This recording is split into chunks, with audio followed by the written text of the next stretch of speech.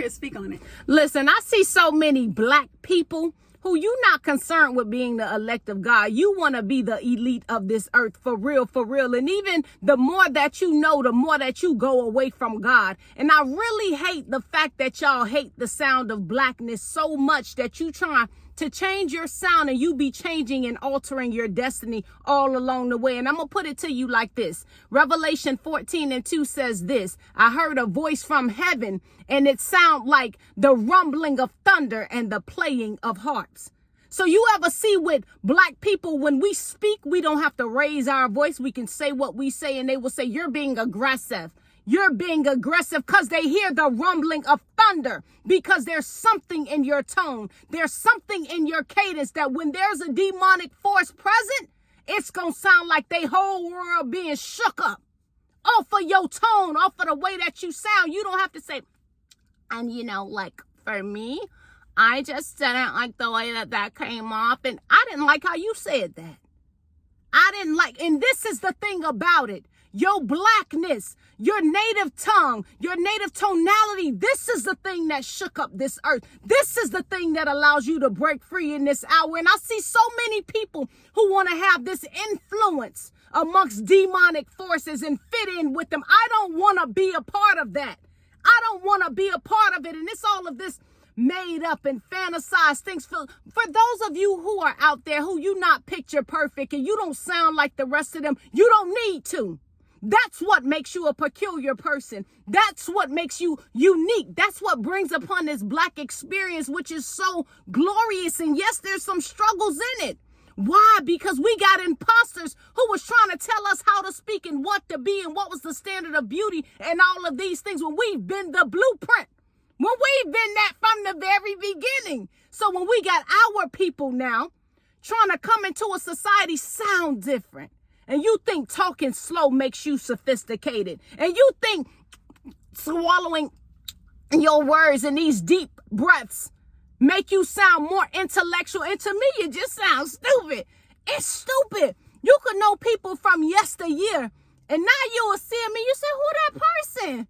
But who that person love? You've created a whole new identity, and in a world where you could be anything you want to be, please be for real. Be so for real right now. And that's why these same people, they struggle because they are imposters, because they are trying to be something that they are not, when they could thrive with being the person that they were. But being who they were depressed them their whole life. Being who they were has depressed them. So they taking on new skin, new personality types, new all of these things, because they hate the God that created them. That's why they hate their blackness. They hate their black sound. They hate how they look. They hate all of these things about themselves. And this is the goal of Satan. He wants you to hate who you are so that other people can come in and infiltrate who you are. Listen, I've been around every type of culture, and I've been Chris myself authentically in front of them all. I don't have to take on a new voice tone. No, I'm at University of Florida, and it's a whole lot of white folks. And guess what? I speak to them and love on them and everything, and they love me back. Why? Because I'm me. And I'm not asking you to love nothing that ain't me. No, this is life. So for those of you, please, because it's a few people left that's not all the way down that rabbit hole just yet. Don't get on it. Don't get on it. There's an instrument in your voice, and you need to use that. Everybody on mute is going to be very real. Very real, because they know that the people and the voices of God, this is part of the reason why my platform is banned.